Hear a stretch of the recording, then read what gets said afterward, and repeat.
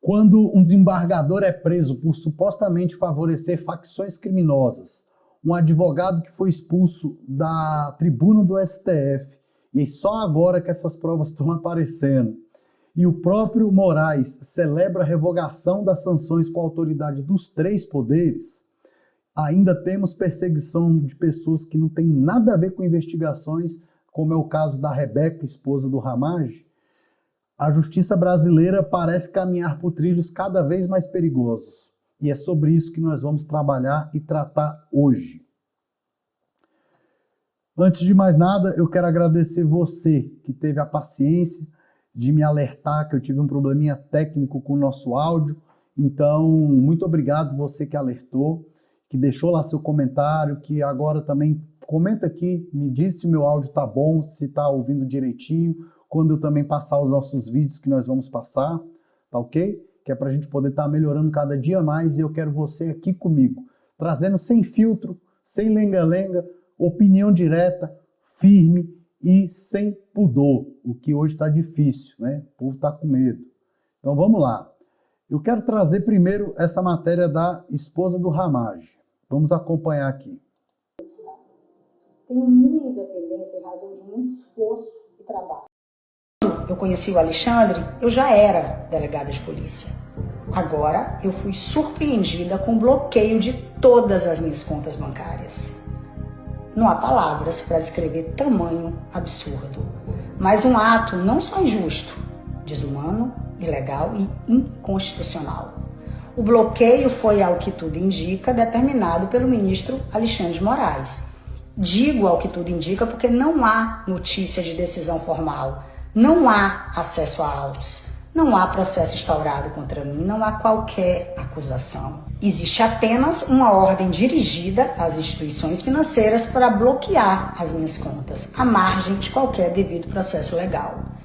Vivemos assim um cenário de exceção, em que direitos fundamentais deixam de existir. Não sou investigada, não sou acusada, não sou ré em processo algum. A única razão aparente para tal medida é o fato de estar nos Estados Unidos com a minha família. Eu sou casada com regime de separação total de bens. Tenho minha absoluta independência financeira. Todos os meus recursos conseguidos ao longo de uma vida representam trabalho, esforço e o compromisso que sempre tive com o serviço público. Tudo está sendo retirado de mim. É com esse dinheiro que eu garanto o básico para as minhas filhas. Bloqueio de contas e bloqueio de salário configuram clara violação ao artigo 5º, inciso 45 da Constituição, que consagra a intranscendência da pena. Pessoal, deixa eu fazer uma interrupção aqui, porque eu quero chamar a atenção para vocês para uma coisa que eu falei lá no começo. Ela, de fato, teve aí suas contas bloqueadas, ainda não se sabe. Então, tudo aqui ainda se trata de suposições, até o presente momento, né? De que tenha sido mais uma das ordens do ministro Alexandre de Moraes, justificando que ela não é casada, que ela é casada, mas no regime de separação de bens. Isso nem viria ao caso, independente disso. Mas eu acho que, nesses casos, assim como foi também com a esposa do próprio Daniel Silveira, que era advogada constituída no processo, e ainda assim teve suas contas bloqueadas, né? Então, é um absurdo atrás do outro. E para mim fica claro que isso é sim perseguição, é sim um tribunal de exceção que atua para seguir e realizar interesses de outras pessoas. Então, independente do caso, aqui eu não estou falando só do caso do Ramage, não, estou falando de vários casos, tá? Vou voltar aqui para o nosso vídeo. Pode ultrapassar a pessoa do réu. Utilizar medidas patrimoniais contra a pessoa não acusada como instrumento de coerção estatal é mais uma medida violadora de direitos humanos. É equivalente a impor pena indireta, ilícito completo sem razão jurídica, claro abuso de autoridade. A execução penal não autoriza atalhos de perseguição nem punições por arrasto familiar. O Estado de Direito não admite responsabilidade por vínculo afetivo. Eu sou servidora pública desde os 23. Vamos lá. É um caso delicado, né? E eu já expressei aqui a minha opinião. Eu acho que, infelizmente, nós temos uma antecipação de pena aí, principalmente no caso do Ramagem, que inclusive foi declarado foragido, como se ele tivesse fugido e que pessoas tivessem auxiliado na fuga, sendo que ainda ele não tinha nenhuma prisão determinada. Então, eu também não concordo com essa questão de que ele foi fugido, que a família estaria ali fugido com ele, né? E infelizmente, vamos aguardar para ver essas cenas dos próximos capítulos, se realmente foi a ordem do ministro Alexandre de Moraes, tá? Vamos seguir aqui com o nosso editorial do dia, agora para a notícia, essa aqui, ó, que eu quero passar para vocês. Vamos lá. Eu percebo, eles vão me prender aqui. Eles querem armar uma cana pra mim. E eu sou, hoje, o primeiro advogado da história da justiça brasileira expulso de uma tribuna por um policial. Essa foto foi tirada pelo Poder 360. Um jornalista tava cheio de imprensa no plenário. Quem tirou essa foto foi a imprensa. Por sorte tinha imprensa, porque a câmera do tribunal não pegou essa cena. A câmera do tribunal, enquanto isso estava acontecendo, só filmava o Flávio Dino. E tiraram o meu áudio. Eu dei ordem pro policial. Doutor, por favor, retorne ao seu lugar. E quando você tem ali algumas irregularidades, elas têm que ser sanadas, e é dever do advogado cobrar isso. E o ministro Alexandre de Moraes, ele vai e tira um documento importante do meu slide. E eu vou até a tribuna antes de iniciar o julgamento e eu falo: ministro presidente, uma questão de ordem. E nunca se viu vedar a defesa apresentar uma doutrina em slide. Então tem 2 slides que Vossa Excelência deseja. Ele passa para Moraes fala: não vou deixar mostrar, porque se essa prova fosse importante para a defesa, estaria nas alegações finais da defesa, e não está. Em relação aos slides, absolutamente impertinentes, se fossem importantes para a defesa, teria juntado aos autos e teria juntado nas alegações finais. Disse o Moraes. Pessoal, presta atenção nessa parte aqui que é muito importante, tá? Olha só o que aconteceu. Opa, mas está na página 267. Nasce uma questão de fato a ser solucionada. É usual isso daqui no dia a dia do judiciário, o advogado apontar uma questão de fato e ter a palavra. Eu retorno à tribuna, Gustavo, e eu falo pro ministro, um apontamento de fato. Ele fala: o senhor não tem mais questão de ordem a fazer. Não, doutor, por favor, não foi lhe concedida a palavra. Então, ficará fora dos autos. Pois não. Questão de ordem está indeferida. Vossa Excelência pode retornar ao seu lugar. Eu falo: não é questão de ordem. É um apontamento de fato. Ele fala: doutor, tá indeferido. Quando ele fala: doutor, tá indeferido, eu ia das costas e sair. Eu não ia ficar batendo boca ali. Numa decisão judicial se cumpre. Sim. Ou se recorre. Quando ele nega de novo, esse policial se aproxima e fala: senta no teu lugar. O policial grita comigo. O policial dirige a palavra a mim. Por isso que o Flávio Dino começa: por favor, doutor, por favor. Porque eu olho o policial e falo: ei, você não pode dirigir a palavra pra mim. Aí o policial começa a bater boca comigo: vai sentar. Senta agora. Vai pro teu lugar. E eu começo a falar: você tá me expulsando da tribuna? Aí eu olho pro Flávio Dino e falo: ministro, o policial vai me tirar da tribuna? Aí ele fala: fui eu que mandei. Eu dei ordem pro policial. Doutor, por favor, retorne ao seu lugar. E eu percebo, eles vão me prender aqui. Eles querem armar uma cana pra mim. Aí eu viro as costas e vou pro meu lugar. E por que que naquele momento eu respiro fundo e vou pro meu lugar? Porque eu ainda tinha sustentação oral pra fazer, né? Sim. Eu não podia ser expulso do tribunal, porque nós estamos em um tribunal soviético. Ali eles podem fazer o que eles quiserem. Em nenhum outro tribunal do país aquilo aconteceria. Mas deve ter dado caca, porque daí eu vi depois que ele ficou no computador, assim. Procurando. Ctrl F ali. Provavelmente falaram: de fato, o advogado tá certo, tá ali mesmo.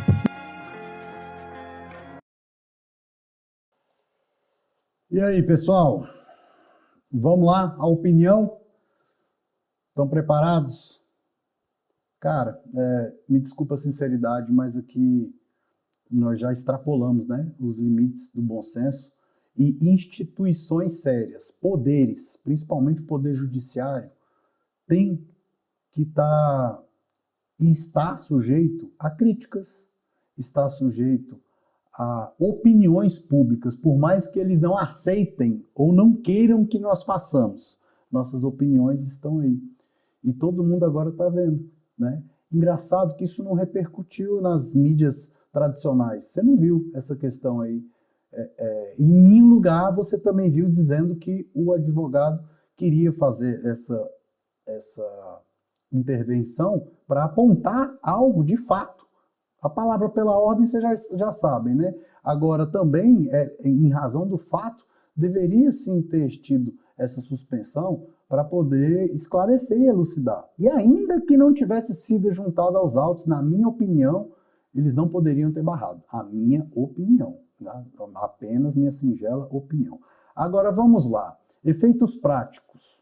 O que eu acho que deveria acontecer? O que eu acho que ele deveria fazer? Não sei se ele já fez, mas ele tem que fazer uma reclamação junto à OAB. Fui mexer aqui, mexi demais, gente, desculpa. Ele tem que fazer uma reclamação junto à OAB, oficializar. Ah, doutor Eric, mas não adianta nada, nada acontece, não serve para nada. Serve sim.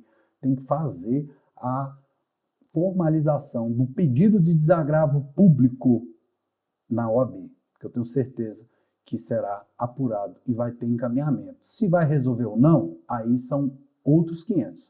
Mas o advogado tem que fazer a sua parte. E a sua parte aí é formalizar. Por mais absurdo que seja, que tudo que esteja acontecendo não tem eira nem beira, mas eu, no lugar dele, formalizaria, até mesmo para depois, lá na frente, falar, formalizei e qual foi o andamento, como foi feito. Então, fica aí a minha singela sugestão, tá? Vamos seguir aqui, pessoal, para o nosso editorial. E agora a notícia do desembargador. Essa aqui, ó. Vamos lá? Desembargador é preso por suspeita de vazar dados para o Comando Vermelho. Polícia Federal prendeu um desembargador sob suspeita de vazamento de informações sigilosas que teriam favorecido ao Comando Vermelho, uma das organizações criminosas mais perigosas do país. A Operação Unha e Carne 2 cumpriu mandados e mostrou indícios graves de violação de sigilo judicial. Eu vou apenas fazer uma provocação com relação a essa matéria, que este tipo de conduta não é novidade para muita gente, mas eu quero fazer apenas uma indagação. O mandado de prisão foi expedido por um ministro do Supremo Tribunal Federal, Alexandre de Moraes, certo? Certo. E aí estão investigando o desembargador do TRT, certo? Certo. Que na teoria ele está hierarquicamente abaixo. E acima do ministro, quem é que tem? Ou acima de ministros do Supremo Tribunal Federal, quem é que tem? E se um dia um desses investigados, igual é o desembargador hoje, tiver que ser um ministro do Supremo, quem é que vai mandar investigar ele? Fica a reflexão para você pensar, tá? Cuidado com o que você vai responder no comentário. É terrível. Vamos para a próxima matéria, pessoal. Nosso editorial hoje está pegando fogo. E vocês já viram que eu estou daquele jeito com as minhas opiniões, e são apenas opiniões, singelas opiniões, né? Eu quero trazer isso aqui para vocês. E hoje está realmente quente essa questão aí das nossas matérias, mas eu quero que você entenda também, ó. Urgente. Essa aqui é com relação aos laudos, tá, pessoal? Então, a Ordem dos Advogados do Brasil levou ao STF uma ação contra normas que impedem advogados de acompanhar perícias médicas, judiciais e administrativas. Segundo a OAB, a restrição reduz a transparência do procedimento e compromete a defesa.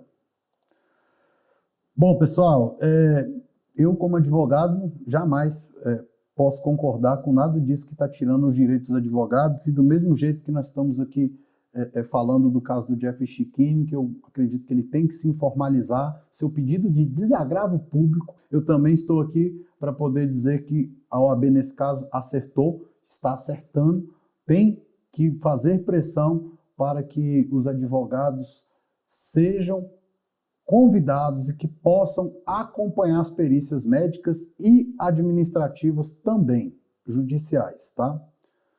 Fica aqui a minha opinião quanto ao tema. Acertou aí, tá? Vamos para a nossa quinta matéria do dia. E hoje, na quinta matéria, nós vamos falar sobre, adivinha só, quem está aqui, ó. Pessoal, ele mesmo, na capa do Metrópolis, mais uma vez, né? Porque, ao que tudo indica, esse pessoal gosta de um close e de fotos, né? Um dia após a revogação das sanções da Lei Magnitsky pelos Estados Unidos, o ministro Alexandre de Moraes reuniu ministros do STF, do STJ, senadores, o vice-presidente Alckmin, Michel Temer e outras autoridades em sua festa de aniversário. Entre os temas discutidos no evento, segundo relatos, estavam justamente a revogação da sanção e a relação do governo Lula com o judiciário, tá? E aí, pessoal, o que você me diz? Olha, sem rodeios, opinião direta. Juiz não tem que estar em televisão, mídia aberta, ou de mídia fechada, ou em qualquer canal.